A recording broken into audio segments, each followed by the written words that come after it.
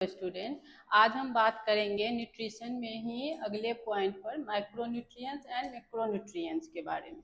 ये दोनों ही हमारे बॉडी पर क्या इफेक्ट करते हैं, इनका क्या वर्क होता है, आज मैं वो एक्सप्लेन करूंगी। जो हमारा माइक्रोन्यूट्रिएंट्स होता है वो मेजर फंक्शंस के लिए बहुत जरूरी होता है। ये हमें बहुत ही ज्यादा मात्रा में रिक्वायरमेंट होती है हमारे बॉडी को, जिसमें कि पहला जो हमारा कार्बोहाइड्रेट है उसको वो हमें एनर्जी प्रोवाइड कराता है। इसका सबसे मेजर वर्क होता है एनर्जी प्रोवाइड कराना, इसलिए कार्बोहाइड्रेट हमारी बॉडी को कुछ ज़्यादा ही मात्रा में चाहिए। उसके बाद आता है फैट।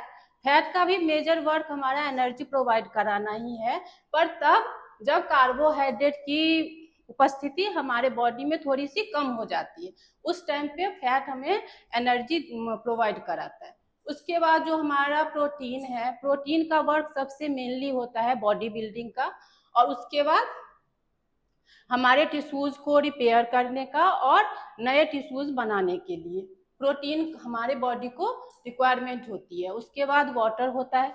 वाटर तो हमारे बॉडी को थोड़ा ज़्यादा ही मात्रा में चाहिए। उसके बाद जो माइक्रोन्यूट्रिएंट्स है उसके मेजर फंक्शंस में क्या क्या आता है, ये हमें बहुत ही कम मात्रा में चाहिए, बॉडी को रिक्वायरमेंट होती है और बहुत ही एसेंशियल होता है। जो मिनरल्स में कैल्शियम, आयरन और आयोडीन है, उसका मेनली वर्क बॉडी बिल्डिंग का ही होता है।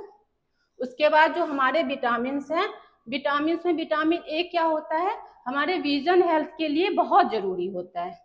उसके बाद विटामिन डी जो development of bones and teeth के लिए जरूरी होता है। उसके बाद विटामिन बी रिप्रोडक्शन के लिए जरूरी होता है बॉडी के लिए। ये थोड़ी थोड़ी मात्रा में चाहिए लेकिन बहुत ही जरूरी होता है।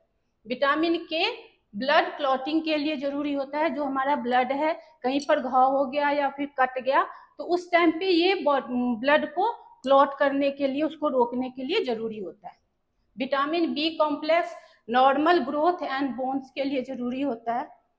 विटामिन सी जो स्कर्वी नाम की डिफिशियंसी होती है, जो कि मसूड़ों से खून निकलना वगैरह होता है, उसको रोकने के लिए विटामिन सी की जरूरत होती है।